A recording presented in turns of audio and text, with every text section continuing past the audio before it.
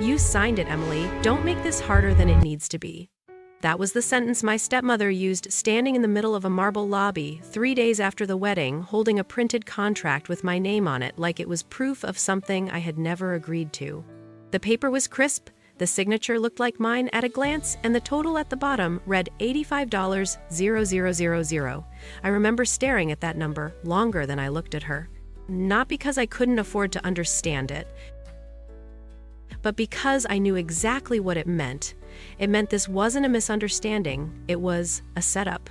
If you've ever had someone twist your silence into agreement or use your name like a blank check, then you already know how this feels.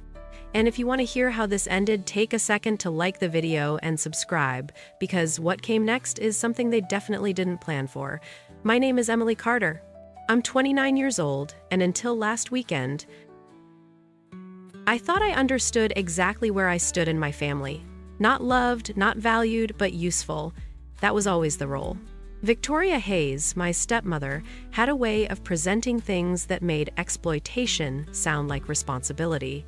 Family supports each other, she would say, usually right before handing me another bill, another favor, another quiet expectation. I was never supposed to question. Her daughter Chloe was the center of everything. The kind of center that didn't even realize it was being protected. Every opportunity, every dollar, every ounce of attention moved toward her without hesitation. And me, I filled the gaps, covered the costs, stayed quiet. I didn't argue. I didn't push back. Not because I agreed, but because I understood something early on. In that house, resistance didn't change outcomes, it just made you the problem. So when the wedding invitation arrived, handwritten note and all saying, "We want you there as family," I noticed the wording. Not "we miss you," not "we want to fix things," just family, a role, a function. Still I went. I booked the flight, took time off work, and showed up exactly when they asked me to. The venue was everything Chloe had ever wanted. High ceilings, crystal lighting, polished floors that reflected every movement like it mattered. I remember standing there before the ceremony, watching staff move around with quiet precision, and thinking how expensive it all felt. Not just the decor, the expectation behind it. The kind of expectation that doesn't ask, it assumes. And at the time, I didn't realize that somewhere between the speeches, the smiles, and the applause, my name had already been written into a contract I had never seen. But they had, and they were counting on me not to notice. The ceremony itself moved exactly the way events like that are designed to move: smooth, controlled, and just fast enough that no one has time to question anything. I stayed near the back at first, hands folded around a glass of water I never drank, watching people congratulate Chloe like she had just accomplished something extraordinary instead of simply arriving at a moment everyone else had built for. Hair. Victoria floated through the room with that same composed smile she always used when she believed everything was going according to plan, stopping just long enough at each table to accept praise that was never really hers, but always somehow became hers anyway. I noticed the small things, the kind of details most people overlook, like the way the event coordinator kept checking a tablet and glancing toward Victoria for approval, or how every vendor seemed to know her by name, not Chloe's. It felt less like a wedding and more like a production with a single director. I remember thinking that I had seen this pattern before, just on a smaller scale: bills quietly redirected, responsibilities casually reassigned, always wrapped in language that made it sound temporary, reasonable, necessary. The difference this time was the size of it. $85,000 is not something you accidentally become responsible for. That kind of number requires intention. After the ceremony, during the reception, everything became louder. The music, the laughter, the expectation that everyone would participate in the same shared version of reality. I stayed at my table listening more than speaking when I heard my name mentioned across the room. Not casually, not in passing, but clearly, deliberately through a microphone. I turned my head just in time to see Victoria standing near the center of the floor, holding a champagne glass and smiling in a way that made people lean in. "We could not have done any of this without Emily," she said, her voice carrying easily through the room. Applause followed almost immediately, automatic, polite, unquestioning. "She has been incredibly generous," Victoria continued, glancing directly at me now, "and she has taken care of the entire venue for Chloe and Daniel." There was a brief pause, just long enough for the words to settle into something real, something public. I felt every eye in the room shift, not aggressively, not accusingly, just curiously, as if they were waiting for confirmation of something that had already been decided. I set my glass down carefully on the table. "That was never discussed with me," I said, not loudly, but clearly enough for the people closest to hear. Victoria's smile did not disappear. It adjusted. Subtle, practiced, almost imperceptible unless you knew what to look for. "Emily," she said softly into the microphone, as if I were the one misunderstanding, "we talked about this. You agreed to help your sister. This is what family does." There it was again, that word family used like a contract no one else had to sign. I did not argue, I did not raise my voice, I did not create a scene. I simply sat back down, aware that anything I said in that moment would be reshaped before it reached anyone else. Around me the conversation resumed, quieter, now threaded with curiosity and quiet assumptions. And somewhere between that applause and the next song, the story of what I had supposedly agreed to became fixed in a room full of witnesses long before I ever saw a single piece of paper. I left the venue before the final dance ended, not because I was overwhelmed, but because I needed distance from a version of events that was already being rewritten without me. The night air outside felt quieter, almost indifferent, and for a moment I stood near the parking lot, just watching the lights through the tall windows, replaying Victoria's words in my head. She had not asked, she had announced. That difference mattered. I drove back to my hotel in silence. The kind of silence that is not empty, but full of small details lining up in ways that start to form a pattern. By the time I reached my room, I was no longer thinking about the speech. I was thinking about process. The next morning, I checked out early, my suitcase still half packed, and sat at the small desk near the window with my laptop open. I did not call anyone. I did not text. I opened my email instead. The first thing I searched was my own name. Every thread, every attachment, every message from the past 6 months. If I had agreed to anything, there would be a record. That is how agreements work. They leave traces. I found nothing. No confirmation, no invoice, no written acknowledgement of responsibility. Just silence where something that large should have existed. That was the moment something shifted. Not emotionally, structurally. I opened a new document and started listing everything I knew. Date of the invitation, flight confirmation, arrival time. The moment Victoria mentioned money during the rehearsal dinner framed as a joke that did not feel like one. The applause, the announcement. Each detail went onto the page, not as a story but as evidence. I was no longer reacting, I was documenting. Around noon, my phone buzzed. Victoria's name appeared on the screen, steady, predictable. I let it ring once, twice, 3 times before answering. "Emily," she said, her tone calm, controlled. "We need to talk about the payment schedule." Not what happened, not what I agreed to. The payment schedule. "I never agreed to pay for anything," I said. There was a pause, brief but deliberate. "You signed the contract," she replied. Simple, final, like it had already been settled. "Send it to me," I said. Another pause, longer this time. "Of course," she answered. "I will have it emailed over." The call ended without anything else. No argument, no escalation. Just that quiet certainty on her side that whatever she had would be enough. Within minutes, the email arrived. Subject line: venue agreement. Attachment: PDF. I stared at the file name for a few seconds before opening it. The document loaded slowly, page by page, clean formatting, official letterhead, every section labeled and structured exactly the way a legitimate contract should be. I scrolled past the terms, the pricing breakdown, the vendor obligations, until I reached the final page. There it was. My name, my signature, placed neatly above the line marked guarantor. I did not react right away. I did not feel shock or anger or even confusion. I felt recognition, not of the agreement, but of the method. Because whatever this was, it was not a mistake. It was designed to look like one. I zoomed in on the signature first, not because I believed it, but because I wanted to understand how convincing they thought it needed to be.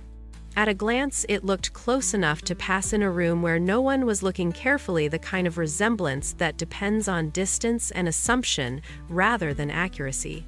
The shape was right, the flow was similar, but something about the spacing felt off, slightly compressed, like it had been placed rather than written. I pulled up a document from my own files, an old lease agreement I had signed the year before, and set them side by side on my screen. Same name, same general structure, but the pressure points were different. The way the letters connected, the slight pause before the last stroke. Mine had rhythm. This one had alignment. That was the first detail. The second was the timestamp. I scrolled back up to the execution date and cross-checked it with my calendar. According to the contract, I had signed it on a Tuesday at 2:14 inches the afternoon. I was in a meeting at that exact time, a scheduled client call that ran for almost 2 hours, documented, recorded, and logged through my company's system. I did not need to remember. It was already recorded. I wrote the time down anyway. Then I checked the email header attached to the document. Sent from a vendor account, forwarded through a personal address, then delivered to Victoria. But not to me, not once. My name was on the final page, but nowhere in the communication chain.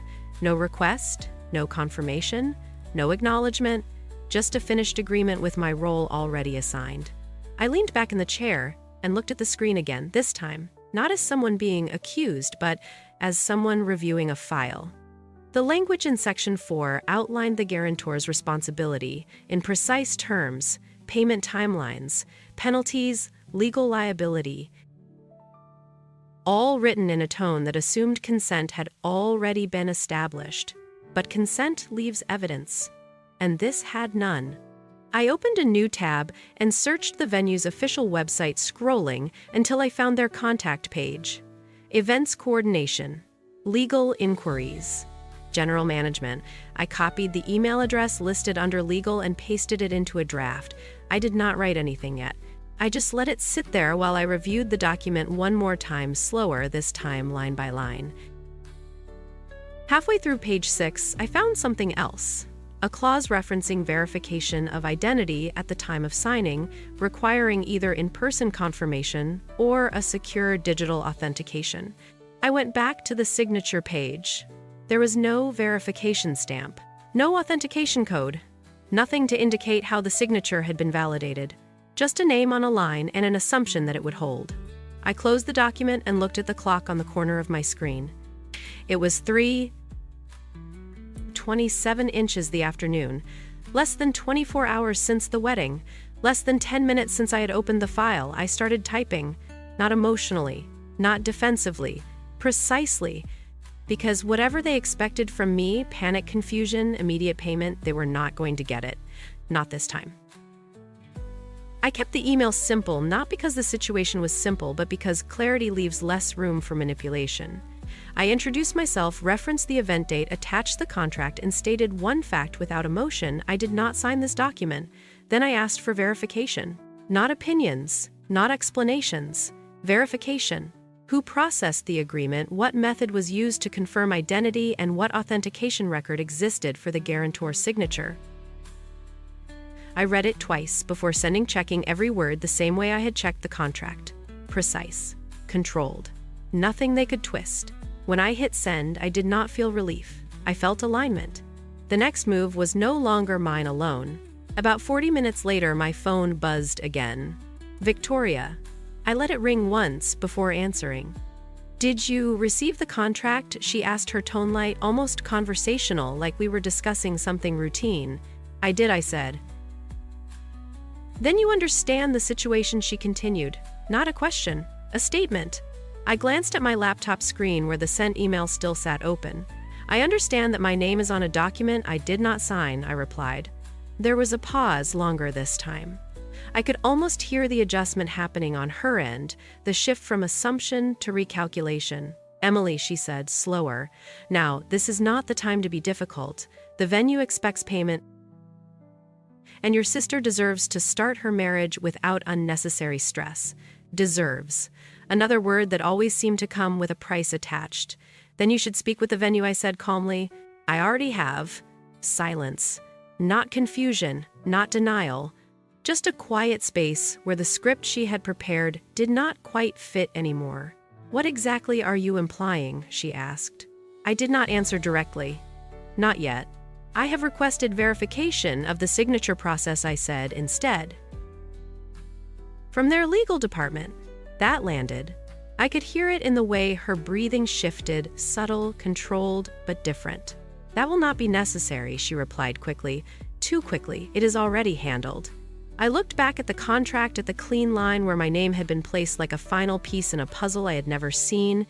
If it is legitimate, I said, then verification will confirm that. Another pause. This one longer. Measured. When she spoke again, her voice had lost some of its ease. Emily, you are overcomplicating this. I leaned back in my chair, eyes still on the screen. No, I said quietly. I am clarifying it. The call ended shortly after that, without resolution, without agreement, but with something more important. A shift in position. For the first time since the wedding, I was not reacting to their version of events. I was creating a record of my own. 10 minutes later, a new email appeared in my inbox. Not from Victoria. From the venue. Subject line, re-verification request. I opened it slowly, aware that whatever was written inside was no longer just about a wedding. It was about proof. And proof, unlike assumptions, does not change depending on who is speaking. I opened the email and read it once, then again more slowly, paying attention not just to what it said, but to what it avoided saying. The message was formal, structured, and careful, in a way that suggested it had already been reviewed before it reached me. Dear Miss Carter, it began. Thank you for bringing this matter to our attention. Not resolved, not confirmed. Attention. That word mattered. They acknowledged the attached contract and stated that, according to their records, the agreement had been submitted through a third-party coordinator on behalf of the client. Not me, not directly, a coordinator. I kept reading. At this time, we are unable to locate a completed identity verification record associated with the guarantor signature. I stopped there, not because I did not understand, but because I did. Unable to locate was not the same as does not exist, but it pointed in the same direction. They continued, explaining that their standard process required either in-person signing with identification or a secure digital verification code sent to the guarantor's email or phone. Neither method, according to their system, had been documented for this agreement. No code, no confirmation. No record. I leaned back slightly and let that settle. This was no longer a question of belief, it was a question of procedure, and procedure had rules. The email ended with a request for additional time to conduct an internal review and a note that until verification was completed, enforcement of the guarantor obligation would be temporarily paused. Temporarily paused. That was the first real shift. I closed my eyes for a second, not out of relief, but out of recognition. The structure they had relied on was starting to move. My phone rang again before I could respond. This time it was not Victoria. It was Chloe. I let it ring longer than before, watching her name on the screen, considering what version of the story she had been given. When I answered, her voice came through quickly, slightly uneven but controlled. Emily, what is going on? She asked. Not what happened. Not what is true. What is going on? I glanced at the open email on my laptop. I asked the venue to verify the contract, I said. There was a brief silence on her end, then a small exhale. Mom said, you are trying to back out. She replied. Back out. Like this had ever been an agreement. I never agreed in the first place, I said. Calm. Even. She did not respond right away. I could hear movement in the background, maybe a door closing, maybe distance being created. The vendors are asking questions now, she said quietly. That made sense. Once a process breaks, it does not stay contained. It spreads. They should, I answered. Another pause. This one longer, heavier. Emily, she said finally. This is my wedding. Or it was. There it was. Not accusation, not denial, just the realization that something underneath it all had shifted. I looked at the contract again, at the line where my name had been placed, like a solution to a problem that was never mine to solve. Then it should have been built on something real, I said. I ended the call before she could respond. Not to avoid the conversation, but because the conversation was no longer the point. The system they had relied on was already responding, and systems once questioned do not go back to the way they were. The rest of the afternoon unfolded in a way that felt quiet on the surface, but structured underneath, like something shifting behind walls you could not see.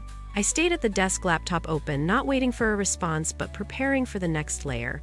I organized everything into a single folder: the contract, the email from the venue, my sent message, timestamps, screenshots, each file labeled, clearly dated and saved. Not because I expected things to escalate, but because I understood how quickly narratives can change when pressure is applied. Around 5:10 inches the evening, another email arrived from the venue, this one shorter, more direct. They confirmed that the third-party coordinator who submitted the agreement had identified Victoria Hayes as the primary contact and source of all documentation. Not Chloe, not me, Victoria. I read that line twice. It was subtle, but it mattered. It placed ownership of the process in a way that could not be easily redirected. I did not respond immediately. I let the information sit, then added it to the folder. My phone buzzed again, this time with a message instead of a call. Victoria, we need to resolve this today. No greeting, no explanation, just urgency. I looked at the message for a few seconds before setting the phone face down on the desk. I did not respond, not yet. Because urgency, when it comes from the side that created the situation, is rarely about resolution. It is about control. 10 minutes later, another message appeared. The venue is asking questions that are unnecessary. I almost smiled at that. Questions are only unnecessary when the answers are a problem. I picked up the phone and typed one sentence. They are verifying their own process. I sent it, then placed the phone back down. No argument. No escalation. Just a statement that shifted responsibility away from me. The reply came quickly this time. Emily, you are making this worse. I read it once and did not respond, because worse for who was the real question, and I already knew the answer. Around 6:00, my email refreshed again. A calendar invitation. Sender, Daniel Brooks, Legal Counsel. Subject, contract review discussion. Attached was a brief note from the venue's legal department stating that, due to inconsistencies in the guarantor verification process, they were initiating a formal review and requested my availability for a call the following morning. Formal review. That phrase changed the scale of everything. This was no longer a private disagreement or a family expectation being pushed too far. It had moved into a system that required documentation, accountability, and record. I accepted the invitation without hesitation. Then I leaned back in my chair and looked at the room around me, the quiet hotel space, the closed door, the stillness that contrasted so sharply with everything happening underneath. For years I had been placed into situations where the outcome was decided before I was even aware of the terms. This was the first time the terms were being examined after the fact. Not by me alone, but by people who did not care about family roles or expectations. They cared about process, and process, when followed correctly, does not bend to pressure. It exposes it. The next morning, I joined the call exactly on time. My laptop opened the folder of documents already organized on my desktop. The screen filled with 3 participants, a representative from the venue's legal department, a compliance officer, and Daniel Brooks, whose name I had seen in the invitation the night before. No one rushed. No one filled the silence with small talk. It was structured, deliberate, and entirely focused on process. Ms. Carter Daniel began, his tone neutral. We are reviewing the guarantor designation on the contract submitted for the Hayes wedding. We would like to walk through a few verification points. I nodded once. Of course. He shared his screen, bringing up the same document I had studied the day before, but now it looked different. Not because it had changed, but because it was no longer being presented as fact. It was being examined. We have identified that the agreement was submitted through a third-party coordinator acting under instructions from Miss Victoria Hayes, he continued. That name again. Clear. Recorded. Not implied. Our concern, he added, is the absence of standard authentication for the guarantor's signature. The compliance officer took over, pulling up a log file. For digital agreements, our system generates a unique verification code tied to the guarantor's email or phone. We have no record of such a code being issued or confirmed in this case. I did not interrupt. I did not need to. The structure was speaking for itself. Miss, Carter Daniel said, turning back to me, can you confirm whether you received any requests to sign this agreement, either electronically or in person? I did not, I replied. Simple, direct. He nodded slightly and made a note. Then he moved to the next page. Additionally, we have reviewed the metadata associated with the signature file, he said. It appears the signature was inserted as an image rather than captured through our secure platform. Inserted, not signed. That word settled differently. Not emotional, technical, final. I glanced at the screen at the clean line where my name had been placed so confidently. It looked smaller now, less certain.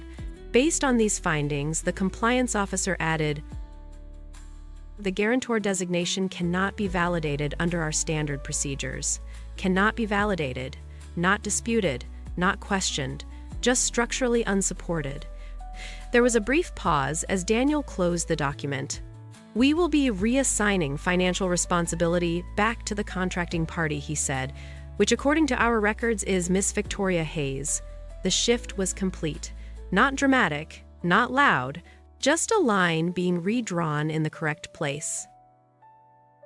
You are not liable under this agreement, he added, looking directly at me through the screen. I understood. I said nothing, because there was nothing left to argue, nothing left to defend. The system had already done what it was designed to do. It separated assumption from proof, and for the first time since the wedding, my name was no longer attached to something I did not agree to. The call ended without anything dramatic, no raised voices, no confrontation, just a quiet confirmation that the structure they had relied on no longer supported them. I closed my laptop slowly and sat there for a moment, not thinking about what I had won, but about what had been taken from me for years without question. Time, money, energy, trust. All of it wrapped in a single word they used so easily. Family. My phone stayed silent for almost an hour, which told me everything I needed to know. They were not ready to talk yet, not now that the narrative had shifted away from them. When it finally rang, it was Victoria. I let it ring, once then answered. Emily, she said, her voice measured, controlled in a way that felt different now. There seems to have been a misunderstanding. I almost smiled, not because it was funny, but because it was predictable. No, I said calmly, there was a process, and it was reviewed. Silence. Longer this time. No immediate response. No correction. Just space where certainty used to be. We will handle the venue, she said, finally, each word placed carefully, like she was choosing what could still be controlled. That would be appropriate, I replied. I did not ask for an apology. I did not expect one, because this was never about admitting fault. It was about shifting responsibility until it landed somewhere convenient. The difference now was that it had been placed back where it belonged. The call ended quickly after that. No argument. No escalation, just a quiet retreat. Chloe never called again. Not that day, not the next. And that silence felt more honest than anything she had said before. Later that afternoon, I packed my suitcase, completely closed the folder on my desktop, and checked out of the hotel. The lobby looked the same as it had when I arrived. Polished floors, quiet conversations, people moving through their own versions of events. Nothing about the space reflected what had happened behind the scenes, and that was the point. Most people would never see it. They would remember the wedding, the lights, the celebration, the story that had been presented to them in that room. They would not see the contract, the email, the absence of proof. But I would. I stepped outside into the sunlight, the air clear, steady, unchanged, and for the first time in a long time I understood something without needing to question it. I had never been difficult. I had never been uncooperative. I had simply been convenient, and the moment I stopped being convenient, everything they built around that assumption started to fall apart. If you have ever been placed into a role you did not choose and expected to carry it without question, you will understand this moment. If you have ever had your name used in a way that did not belong to you, you will understand this ending. So I want to ask you something. If you have ever been in a situation like this, comment number 1. If you have heard a story like this from someone else, comment number 2. And if you never want to find yourself in a situation like this, comment number 3, or share your own thoughts below. Because sometimes the most important thing is not just what happened, but recognizing when something was never yours to carry in the first place.